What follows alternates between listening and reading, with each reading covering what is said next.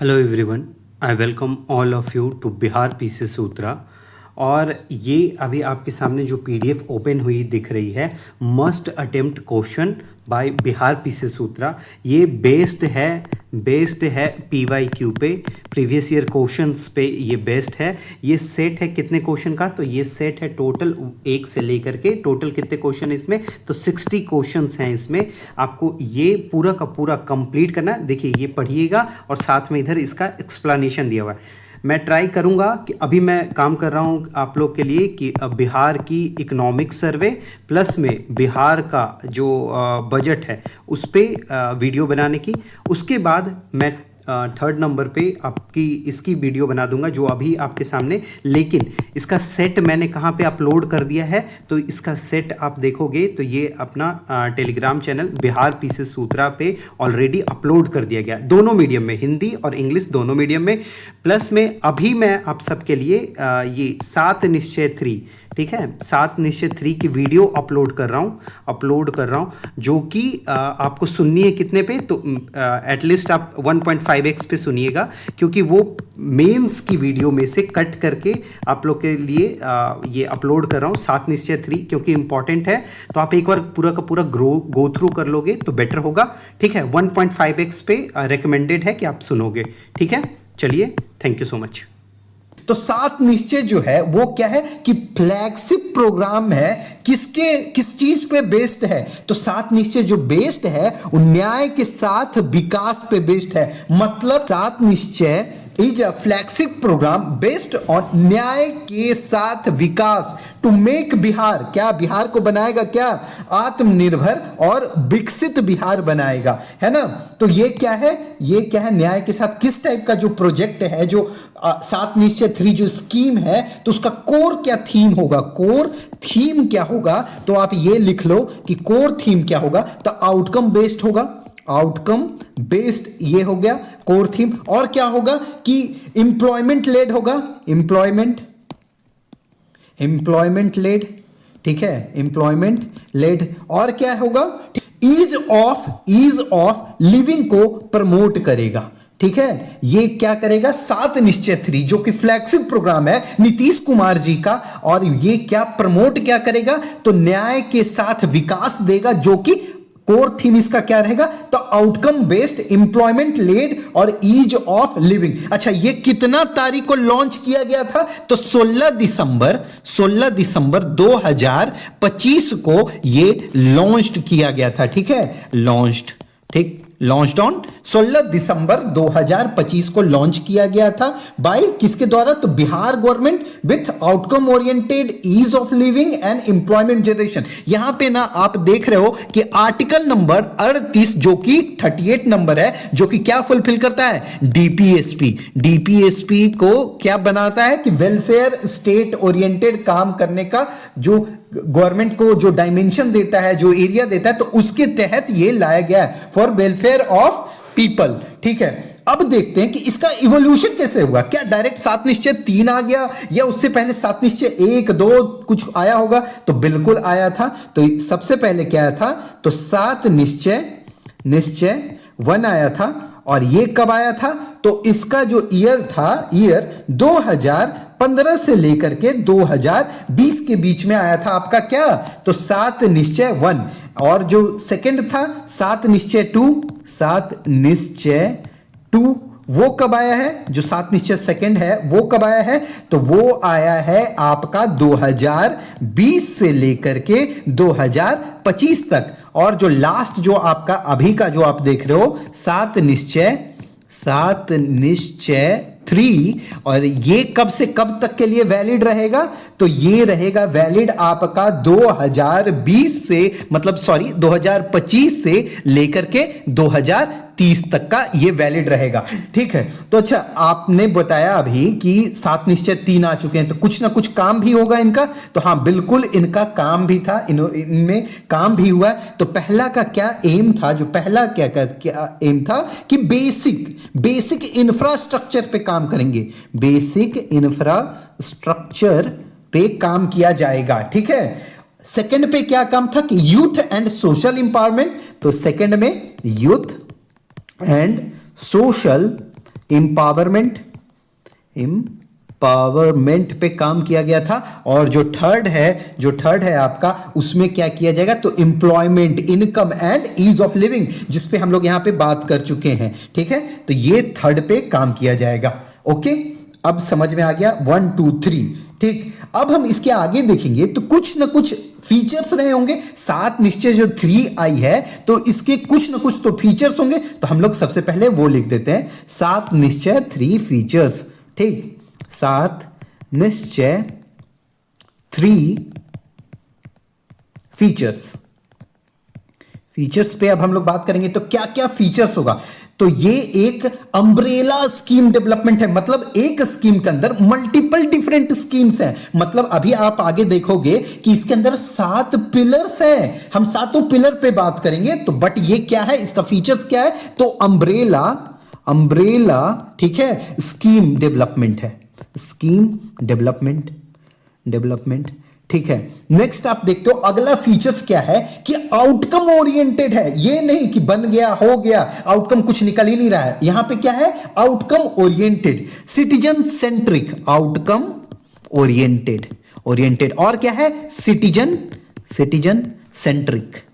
ठीक है, citizen centric है। इससे क्या होगा कि इंक्लूसिव ग्रोथ होगा। ठीक है, इंक्लूसिव ग्रोथ होगा। और क्या होगा, इकोनॉमिक ग्रोथ को ध्यान देगा, एम्प्लॉयमेंट जनरेशन पे काम करेगा। तो यहां पे लिख देते हैं एम्प्लॉयमेंट जनरेशन, इकोनॉमिक ग्रोथ।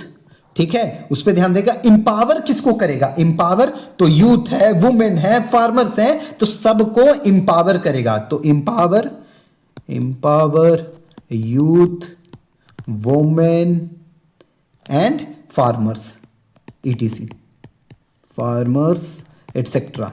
तो ये हो गया आपका ऑब्जेक्टिव, मतलब ये फीचर्स हो गए। ठीक है, ये फीचर्स हैं कि 7 निश्चय 3 के फीचर्स हैं। और क्या क्या ऑब्जेक्टिव है, तो अचीव करना है हम लोग को। क्या अभी इसके बारे में बात होगा कि दुगनी रोजगार, दुगनी आय, ये सब पे अभी हम लोग बात करेंगे कि 7 निश्चय के जो पिलर्स हैं तो वो क्या क्या है, तो उस पे आते हैं। अब देखते हैं हम लोग ये 7 निश्चय के अब 7 पिलर। अब सोचो आपको याद करने में दिक्कत होती है, ठीक है, कि सातों है, सातों को कैसे याद करेंगे। तो कोई ट्रिक बता देता हूं मैं, तो वो उससे आपको आसानी से याद हो जाएगा। ठीक है, तो हम लोग सबसे पहले ऐसे लिखेंगे DSK।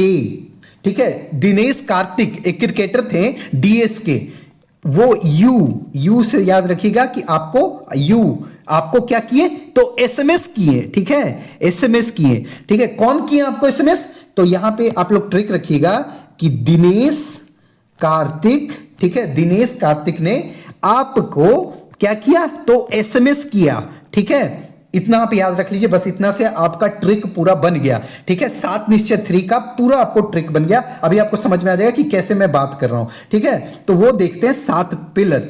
यहां पे देखो आप, मैं कलर चेंज कर रहा हूं, हाँ डार्क कलर, DSKUSMS। ठीक है, अब इससे हम लोग समझते हैं, ये आपने अभी तक का समझ लिया कि DSK SMS। ठीक है, डी से क्या होगा, तो दुगना रोजगार, दुगनी आय। दूसरा पिलर क्या कहता है कि समृद्ध उद्योग सशक्त बिहार। देखो बिहार में क्या दिक्कत है, आप मुझे खुद बताओ कि रोजगार की कमी है, युवा जो है अनएम्प्लॉयड है। तो क्या पहला निश्चय क्या है, फर्स्ट निश्चय क्या कहता है कि दुगना रोजगार और दुगनी आय। पहले तो रोजगार देंगे और आय बढ़ाएंगे। ठीक है, तो रोजगार कैसे बढ़ेगा, तो आप कहोगे कह रहे उद्योग लगा दो, उद्योग लगाने से क्या होगा कि रोजगार बढ़ जाएगा। तो सेकंड आपने कहा कि उद्योग लगा दो, तो समृद्ध उद्योग सशक्त बिहार। दूसरा आपका हो गया पिलर कि समृद्ध उद्योग सशक्त बिहार। पहला क्या देखा आपने कि रोजगार की कमी है बिहार में, आपको पता होगा माइग्रेशन बहुत बड़ा प्रॉब्लम है। ठीक है, तो उसको रोकने के लिए हम लोग को क्या करना होगा कि दुगना रोजगार यहीं बिहार में ही आपको प्रोड्यूस करना पड़ेगा, ताकि लोग का पलायन रुक जाए, लोग का यहां पर कैपिटा इनकम इंक्रीज हो जाए। आपको पर कैपिटा इनकम भी पता होगा कि इंडिया का अप्रोक्स 1,80,000 है। ठीक है, लेकिन बिहार बिहार का सिर्फ और सिर्फ 60,000 पर कैपिटा इनकम है। तो क्या हमको उस पर काम करना होगा? तो बिल्कुल करना होगा। अभी हम लोग देखते हैं सारे पॉइंट्स को। तो पहला हो गया हमारा पॉइंट यहां पे कि दुगना रोजगार, दुगनी आय। दूसरा हो गया कि रोजगार बढ़ाने के लिए क्या करेंगे? तो समृद्ध उद्योग सशक्त बिहार। थर्ड क्या होगा? अब उद्योग लगाया जाएगा बिहार में। तो आप खुद सोचो बिहार कैसा है? एग्रीगेरियन बेस्ड इकोनॉमी है, ठीक है। बिहार में 85% लोग डायरेक्टली और इनडायरेक्टली डिपेंडेंट है किस पे? तो एग्रीकल्चर पे। अब एग्रीकल्चर पे डिपेंडेंट है तो बिहार में उद्योग किस टाइप का लगाया जाए? तो एग्रीकल्चर बेस्ड, मतलब फूड प्रोसेसिंग बेस्ड, इस टाइप का उद्योग लगाया जाए। तो उसके लिए क्या एग्रीकल्चर को और स्ट्रांग करना पड़ेगा। जो भी है तो प्रॉब्लम्स हैं बिहार में फ्लड का, पर मतलब कि आप देखोगे कि लैंड का जो डिवाइड है वो भी बहुत कम है, लैंड फ्रेगमेंटेड है, तो बहुत सारा इशू है। तो ठीक है, कृषि में प्रगति, प्रदेश की समृद्धि। सबसे पहले हमने देखा क्या यहाँ पे जो थर्ड है वो क्या कह रहा है? कृषि के बारे में बात कर रहा है। कैसे? पहला जो दिक्कत है बिहार में क्या है कि युवाओं का जो भी है पलायन है, लोगों को रोकने के लिए तो दुगना रोजगार, दुगनी आय करेंगे। रोजगार कैसे बढ़ेगा? तो उद्योग लगा के, तो समृद्ध उद्योग सशक्त बिहार बनेगा। और जो तीसरा जो होगा वो कैसे काम करेगा? तो उद्योग लगाने के लिए बिहार कैसा है? एग्रीगेरियन बेस्ड इकोनॉमी है, तो बिहार के एग्रीकल्चर को और प्रमोट करेंगे ताकि उद्योग लगाने में आसानी हो। कृषि में प्रगति, प्रदेश की समृद्धि, ये हो गए आपके 3 पिलर DSK, ठीक है। अब देखते हैं यू के बारे में हम लोग बात करेंगे। उन्नत शिक्षा, उज्जवल भविष्य। आपको पता होगा ड्रॉप आउट रेट बहुत ज्यादा है बिहार में, क्वालिटी नहीं है, एजुकेशन का क्वालिटी में दिक्कत है यहां पे। तो यहां पे हम लोग काम करेंगे उन्नत शिक्षा, उज्जवल भविष्य के लिए, ठीक है। तो इससे क्या प्रोवाइड होगा? तो ये चौथा पिलर है। देखो आपको अगर टेक्निकली भी साउंड होना है, आपको बेटर परफॉर्म करना है, तो आपको अच्छा एजुकेशन चाहिए होगा, बिल्कुल चाहिए होगा।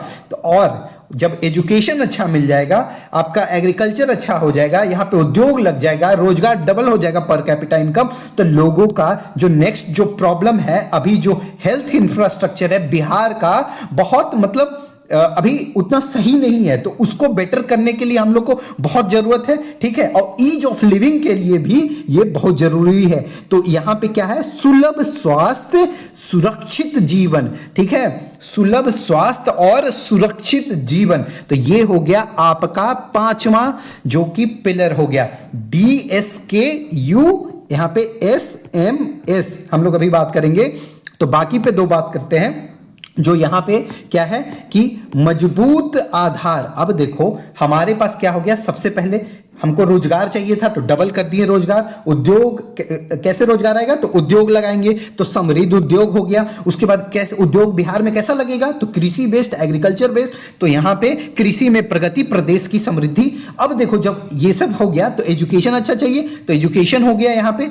उसके बाद ईज ऑफ लिविंग को और बढ़ावा देने के लिए क्या होगा? तो सुलभ स्वास्थ्य, सुरक्षित जीवन। और जब ये सब बेटर हो गया, जो आपका एजुकेशन है, एग्रीकल्चर है, जो आपका हेल्थ केयर फैसिलिटी है, एम्प्लॉयमेंट है, ये सब पे काम हो गया, तब आप इंफ्रास्ट्रक्चर पे भी काम करोगे। तो छठा क्या है? मजबूत आधार। क्या है? छठा मजबूत आधार, आधुनिक विस्तार। ये है 6th नंबर ऑफ आपका पिलर हो गया। और 7th हो गया सबका सम्मान और जीवन आसान। सबका सम्मान करिए, दूसरों को जीने और खुद भी जिए और दूसरों को जीने दीजिए, सबको रिस्पेक्ट करिए। और ये सब हमारा क्या? सबका सम्मान, जीवन आसान, ये हमारा फंडामेंटल ड्यूटीज में भी आता है, ठीक है। तो यहां पे हम लोग, ये मैं रब कर देता हूं, ठीक। अभी तक आपने समझ लिया होगा। मैं एक बार आप सबको रिकॉल करवा देता हूं ताकि यहीं पे अभी क्लास में ही पूरा आपको याद हो जाए, ठीक है। तो हम लोग क्या करेंगे? दुगना रोजगार, दुगनी आय, DSK। पहले यहां पे रखो DSKUSMS, ठीक है। तो दुगना रोजगार, दुगनी आय। अब रोजगार के लिए क्या चाहिए होगा? तो इंडस्ट्री चाहिए होगा। तो समृद्ध उद्योग, सशक्त बिहार। अब इंडस्ट्री हो गया, तो इंडस्ट्री बिहार में कैसा होगा? तो एग्रीकल्चर बेस्ड। तो कृषि में प्रगति, प्रदेश की समृद्धि। अब देखो कृषि में प्रगति जब मिलेगा तो उसके लिए शिक्षा भी अच्छा करना पड़ेगा, क्योंकि टेक्नोलॉजिकली साउंड होना पड़ेगा, लोग को एम्प्लॉयमेंट के लिए अच्छा पढ़ के आना चाहिए, ठीक है। तो यहां पे क्या होगा, उन्नत शिक्षा और उज्जवल भविष्य। तो ये चार हो गए। उसको जब शिक्षा मिलेगा तो हेल्थ केयर भी अच्छा चाहिए हम लोग को, तो हेल्थ केयर के लिए क्या है, सुलभ स्वास्थ्य सुरक्षित जीवन। जब हेल्थ केयर हो गया तब इंफ्रास्ट्रक्चर पे आइए, मजबूत आधार आधुनिक विस्तार। और जब ये हो गया, सब कुछ हो गया, तो क्या हो गया, सबका सम्मान जीवन आसान। तो ये हमारा पूरा का पूरा कंप्लीट हो गया। ये आप लोग, मैं इसकी पीडीएफ भी दे दूंगा, तो आप लोग को अभी समझ में आ गया होगा कि क्या है। अब इसके बाद हम लोग देखेंगे एक एक करके, जो दुगना रोजगार दुगनी आय है तो उस पर बात करेंगे। अब नाम से सोचो, अब दुगना रोजगार दुगनी आय मतलब कुछ तो रोजगार को डबल करने का बात कर रहा है, यहां पे दुगना रोजगार मतलब डबल करेगा और दुगनी आय बढ़ाएगा। तो आय से आप क्या समझते हो, पर कैपिटा इनकम। तो इसका पहला ही गोल वही डाल दो कि डबलिंग पर कैपिटा इनकम। क्या है, डबलिंग पर कैपिटा इनकम, ठीक, पर कैपिटा इनकम। ये हो गया फर्स्ट। सेकंड हम इसका क्या कहते हैं कि नीतीश कुमार जी ने क्या बताया था कि मैंने 2020 से 25 के बीच में कितने लोग को रोजगार दिया, तो 50 लाख लोगों को रोजगार दिया है। तो इस बार क्या टारगेट रखा है इन्होंने, तो इन्होंने टारगेट रखा है कि उसको 1 करोड़ बना देंगे, ठीक है। 1 करोड़ इंप्लॉयमेंट अपॉर्चुनिटी प्रोड्यूस करेंगे, तो 1 करोड़ इंप्लॉयमेंट अपॉर्चुनिटी, ठीक है, अपॉर्चुनिटी। तो ये हो गया सेकंड, ठीक है। इसके बाद क्या है कि आपने सुना होगा अभी कि महिलाओं के खाते में कितना आया है, तो 10,000 रुपए आए हैं। तो वुमेन इंपावरमेंट जो स्कीम है, मुख्यमंत्री महिला रोजगार योजना, यहां पे लिखिए मुख्यमंत्री महिला रोजगार योजना, ठीक, रोजगार योजना।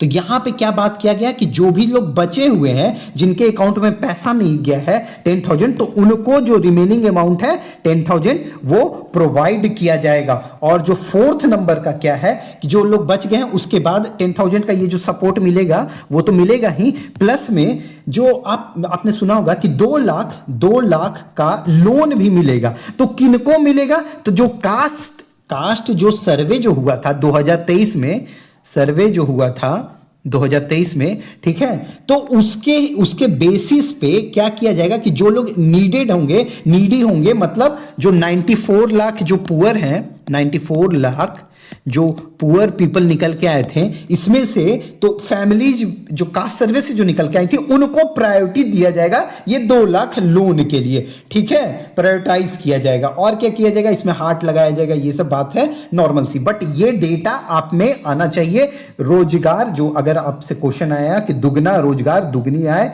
तो ये सारा पॉइंट आप उसमें डालोगे। चलिए नेक्स्ट हम लोग पूछते हैं कि जब रोजगार हो गया, डबल करने का बात कर लिया हमने, तो नेक्स्ट में क्या करेंगे कि समृद्ध उद्योग और सशक्त बिहार बनाएंगे। तो उद्योग के लिए क्या चाहिए आपको, तो सबसे पहला कि कुछ तो इन्वेस्टमेंट चाहिए। तो हमने इसमें टारगेट रखा है, क्या रखा है, टारगेट क्या रखा है कि हम लोग 50 लाख करोड़ प्राइवेट इन्वेस्टमेंट लेके आएंगे। तो रुपीस 50 लाख करोड़, ठीक है, प्राइवेट इन्वेस्टमेंट अट्रैक्ट करेंगे, ठीक है। और क्या करेंगे, ये पहला टारगेट, ये हमारा नेक्स्ट अगला लिखेंगे कि इंडस्ट्रियल एरिया हर एक डिस्ट्रिक्ट में बनाया जाएगा। इंडस्ट्रियल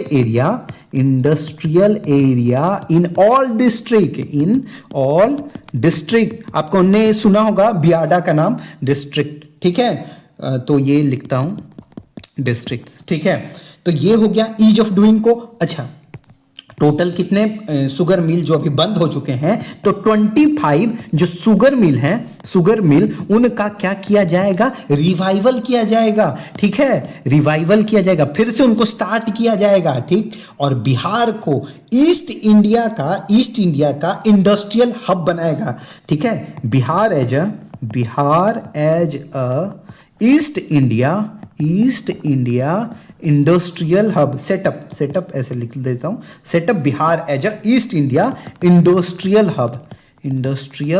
हब की बात की गई है। इसमें ईज ऑफ डूइंग बिजनेस के रिफॉर्म्स लाएंगे, इंडस्ट्रियल हब बनाएंगे, इंडस्ट्रियल, ये सब सारा सब इसमें पॉइंट इंक्लूडेड है। तो ये क्या हो गया, समृद्ध उद्योग सशक्त बिहार में आप ये सब पॉइंट ऐड करोगे। नेक्स्ट होगा, जब समृद्ध उद्योग होगा कहां पे हम लोग को ध्यान देने की जरूरत पड़ेगी, तो उसमें कृषि में प्रगति, प्रदेश की समृद्धि। तो इसमें क्या है, सबसे पहले आपने सुना होगा कि एग्रीकल्चर रोड मैप जो 4 है उसके लिए यहां पे बात किया गया कि उसको बूस्ट दिया जाएगा। ठीक है, तो फोर्थ एग्रीकल्चर, इससे पहले बहुत सारे आ चुके हैं। ठीक है, तो फोर्थ एग्रीकल्चर रोड मैप ये लॉन्च कब किया गया था, तो 2024 से लेकर के 2029 के बीच का इसका ड्यूरेशन है। और इसके लिए बजट कितना दिया गया था, 1.62 लाख करोड़। तो इसको बूस्ट किया जाएगा, इसको प्रमोट किया जाएगा। नेक्स्ट क्या था, इसमें जो पॉइंट है इंपॉर्टेंट, तो वो क्या है कि मखाना रोड मैप, ये तो आप जानते ही होंगे। ठीक, लेकिन जो स्पेशल फोकस रहेगा, किस पे रहेगा, स्पेशल फोकस किस पे रहेगा, कौन कौन से सेक्टर पे रहेगा, तो फूड प्रोसेसिंग इस पे रहेगा, और क्या, डेयरी, और किस पे रहेगा, तो फिशरीज पे स्पेशल फोकस रहेगा। अच्छा, हर खेत को सिंचाई का पानी तो मिलेगा ही मिलेगा, प्लस में मिल्क कोऑपरेटिव हर एक विलेज में लगाया जाएगा। तो यहां पे पॉइंट एक और निकल के आता है, milk cooperative in every village, milk operatives in every village, हर एक विलेज में, एवरी विलेजेज। ठीक है, ठीक, तो ये हमने लिख लिया, ये कंप्लीट हो गया। यहां तक का आपको समझ में आ गया, हर खेत को पानी मिलेगा, ये सब मिलेगा, तो इसकी बात की गई है। नेक्स्ट क्या होगा, जब आपका एग्रीकल्चर बूस्ट हो गया तो उन्नत शिक्षा, अब शिक्षा भी चाहिए भाई, एग्रीकल्चर आप अच्छा करोगे तो यहां का शिक्षा का आपको पता होगा, ड्रॉप आउट रेट, ये सब जो क्वालिटी है, तो उसमें दिक्कत। तो पहला, उन्नत शिक्षा उज्जवल भविष्य के लिए क्या बात किया गया, तो मॉडल स्कूल हर एक ब्लॉक में लगाया जाएगा, और क्या बनाया जाएगा, डिग्री कॉलेज भी बनाया जाएगा हर एक ब्लॉक में। तो पहला, एवरी ब्लॉक में क्या किया जाएगा, एवरी ब्लॉक में क्या किया जाएगा, तो 2 काम किया जाएगा। पहला क्या हो, तो मॉडल स्कूल का बात किया गया है कि मॉडल स्कूल्स लगाए जाएंगे, और क्या किया जाएगा कि आपको डिग्री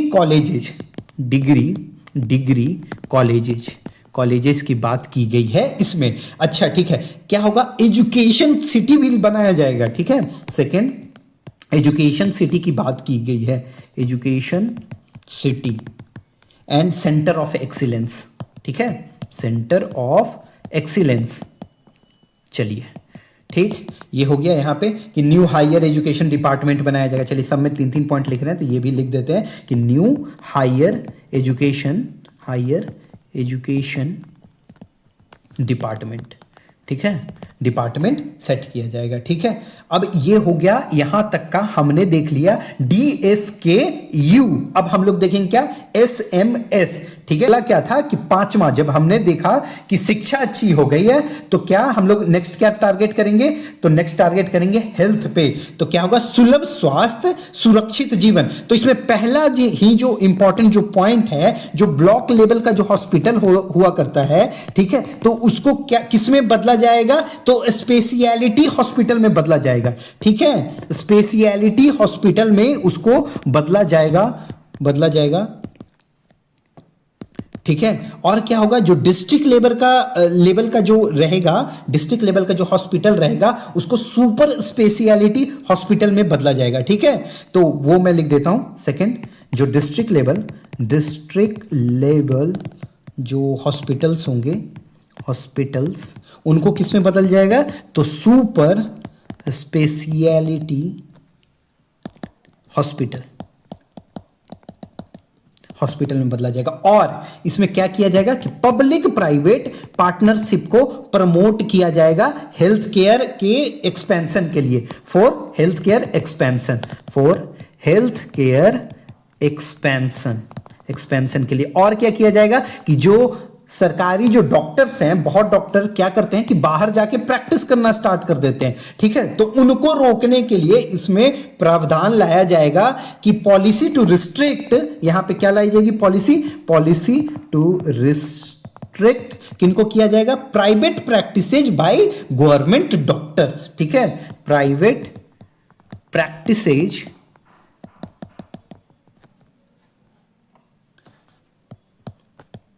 गवर्नमेंट डॉक्टर्स। ठीक, तो ये सब इसमें लाया जाएगा, ये सब फैसिलिटी है, ये सब पॉइंट्स हैं जिस पे काम किया जाएगा इस पे। तो 7 पिलर्स के अंदर में क्या क्या आते हैं, तो अब हमने यहां पे देख लिया हेल्थ। हेल्थ के बाद हम लोग क्या देखेंगे कि यहां पे मजबूत आधार, आधुनिक विस्तार। तो आधार आप देखो, सबसे पहला पॉइंट तो यहां पे सबके पॉइंट में आना चाहिए कि 5 न्यू एक्सप्रेसवे जो कि है डेवलप किया जाएगा। तो एक्सप्रेसवे डेवलप किया जाएगा। सेकंड क्या काम बोलता है कि अगला क्या है कि जो रूरल रोड है, रूरल रोड जो है उनका क्या होगा, अपग्रेडेशन। मतलब अगर मान लो आप सिंगल लेन है सिर्फ, तो उनको क्या किया जाएगा, बाई लेन है तो उनको किया जाएगा मल्टी लेन। तो इस टाइप का मल्टी लेन, तो इस टाइप का प्रावधान इसमें लाया गया है। नई सिटीज बसाई जाएंगी, अर्बन एक्सपेंशन होगा। ठीक है, अर्बन एक्सपेंशन और नई सिटीज बसाई जाएंगी, न्यू सिटीज ऐसे लिख देता हूं। ठीक है, न्यू सिटीज। ठीक है, उसके बाद जो इंपॉर्टेंट क्या है इसमें कि आधार का बात कर रहा है, तो आप खुद सोचो क्लाइमेट चेंज से हम लोग फाइट कर रहे हैं, तो क्या है कि सोलर रूफटॉप ये सब का पे काम किया जाएगा। मतलब कि आप लोग ग्रीन एनर्जी को प्रमोट करिए। ठीक है, और एक पॉइंट तो आप लोग मिस मत करना, ये मैं अलग कलर से हाईलाइट कर देता हूं कि यहां पे ना पटना में वर्ल्ड क्लास स्पोर्ट्स सिटी मतलब बसाई जाएगी। तो वर्ल्ड क्लास स्पोर्ट्स सिटी कहां होगा, तो पटना में बनेगा। और ये सोलर रूफ, ये सब टूरिज्म, ये सब में अलग अलग टाइप का टूरिज्म होता है ना, eco tourism, religious tourism, cultural tourism, मतलब इस टाइप का, मतलब स्पोर्ट्स को भी बढ़ावा मिलेगा, टूरिज्म को भी, सोलर को भी, नए एक्सप्रेसवे बनेंगे। तो ये सारे पॉइंट्स इसके अंदर आते हैं। मजबूत आधार, आधुनिक विस्तार। चलिए नेक्स्ट पे आते हैं, सबका सम्मान, जीवन आसान। कैसे होगा भाई, तो आप ना सबसे पहले आपने सुना होगा नीतीश कुमार जी ने जब री एग्जाम का नारा चल रहा था, तो उस टाइम क्या लॉन्च किया था, तो प्रगति यात्रा।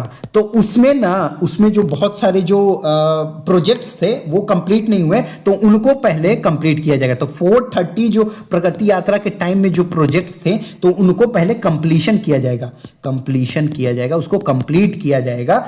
नेक्स्ट क्या कहता है इसमें, सबका सम्मान, जीवन आसान में जो इससे पहले 7 निश्चय जो 2 आया था ना, 7 निश्चय 2, तो उसमें भी कुछ ना कुछ काम बाकी होगा। तो पेंडिंग वर्क्स जो होंगे, पेंडिंग वर्क्स उनको पहले प्रायोरिटी बेसिस पे कंप्लीट किया जाएगा। तो यहां भी कंप्लीशन का बात किया गया है। और ये किस टाइप का, कैसे ये मिलेगा, सबका सम्मान, जीवन आसान कैसे होगा, तो जीवन आसान कैसे होगा, तो डिजिटली लोग, मतलब आप समझो कि कोई भी काम आसानी से आपका हो जाए। जैसे आप RTPSC सब पोर्टल देखते हो, पहले क्या होता था कि ब्लॉक जाना पड़ता था, जा करके वहां से आपको मतलब कि जाति ये बनाना पड़ता था ना, कास्ट सर्टिफिकेट आपका हो गया, प्लस में आपका आय का हो गया, और क्या बनाना पड़ता था आपको, तो बिहार के आप निवासी नहीं है, बहुत सारा मतलब कि आपको डोमिसाइल ये सब बनवाना पड़ता था। अब क्या होता है कि आप डिजिटली बना सकते हो, तो इसमें भी बात किया गया है। और क्या हो गया है, रिस्पॉन्सिव गवर्नेंस का बात किया गया है। ठीक है, रिस्पॉन्सिव गवर्नेंस का बात किया गया है। तो ये हो गया आपका कंप्लीट। अच्छा ठीक है, तो ये सब तो हो गया, बट इसमें चैलेंजेस भी तो कुछ आएंगे ना, तो बिल्कुल चैलेंजेस तो आएगा, ऑब्वियस है। तो क्या होगा, मेजर चैलेंजेस, तो हम लोग लिखते हैं उसको मेजर चैलेंजेस। क्या क्या दिक्कत आएगा यहाँ पे, तो पहला तो आप खुद सोचो कि फाइनेंशियल स्ट्रेस बढ़ेगा, क्योंकि लिमिटेड स्टेट के पास क्या है, रिसोर्सेज है, वो लिमिटेड है। तो यहाँ पे फाइनेंशियल या फिस्कल लिख देता हूं, fiscal stress and limitations.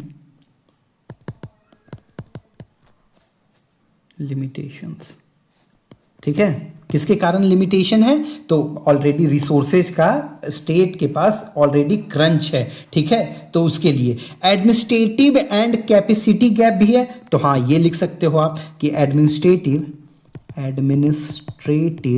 And capacity gap और क्या हो सकता है इसमें, तो out migration of skilled workforce, तो ये तो हम लोग का बहुत बड़ा समस्या है, out migration of skilled workforce, ठीक, वर्कफोर्स जो बाहर चली जाती है, ठीक है। और इसका ना प्रॉपर मॉनिटरिंग में भी चैलेंजेज है, मतलब कि आउटकम मॉनिटरिंग डिफिकल्टी जा सकता है, फ्लड आ सकता है बिहार में, तो बिहार, ये भी आप फ्लड को लिखिए, ठीक है, तो फ्लड को हम लोग लिखते हैं फ्लड ड्राउट एंड फ्लड, मतलब बिहार का ज्योग्राफिकल कंडीशन के साथ हम लोग लिखते हैं क्लाइमेट वल्नरेबिलिटी, मतलब अभी क्लाइमेट चेंज हो रहा है तो उसके कारण, तो लिख देते हैं वो क्लाइमेट वल्नरेबिलिटी एंड फ्लड्स, ठीक है। नेक्स्ट हम लोग लिख लेते हैं पांचवा लास्ट में, outcome monitoring difficulties, outcome monitoring difficulties. चलिए ठीक है, तो ये आपका पूरा का पूरा कंप्लीट हो गया। अच्छा ठीक है, इसमें वे फॉरवर्ड रह गया, वे फॉरवर्ड में आप क्या लिखोगे, आप खुद सोचो कि यहाँ पे जब बिहार में है तो हम लोग क्या लिख सकते हैं, तो इफेक्टिव यूज ऑफ जो ग्रीवांस रिड्रेसल होता है तो उसका बेटर यूज किया जाए, तो इफेक्टिव मैं कलर अलग कर देता हूँ, है ना, रुकिए, ठीक है, इफेक्टिव यूज ऑफ क्या होगा, किसका यूज किया जाना चाहिए, तो ग्रीवांस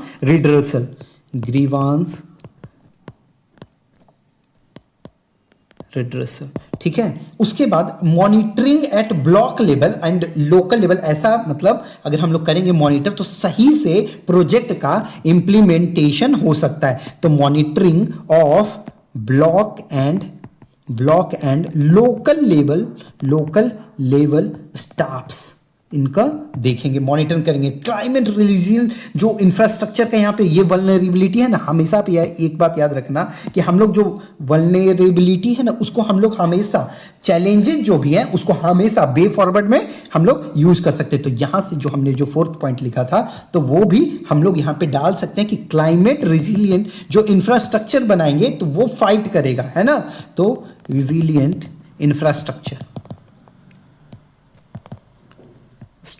ठीक। और क्या एक आध लिख लेते हैं, ठीक है, बेटर टेक्निकल सपोर्ट, ठीक है, उसको मिल सकता है। और अगर एक्स्ट्रा में आपको मन करें तो कैपेसिटी बिल्डिंग ऑफ वही पंचायती राज, अर्बन लोकल बॉडीज, ये सब लिख सकते हो, ठीक है। पीपीपी लिख दो, अगर कुछ नहीं आपको बन रहा है तो लास्ट में पब्लिक प्राइवेट पार्टनरशिप लिख दो, ठीक है ना, तो ये सब लिख सकते हो वे फॉरवर्ड। और इस तरह से ये पूरा कंप्लीट होता है।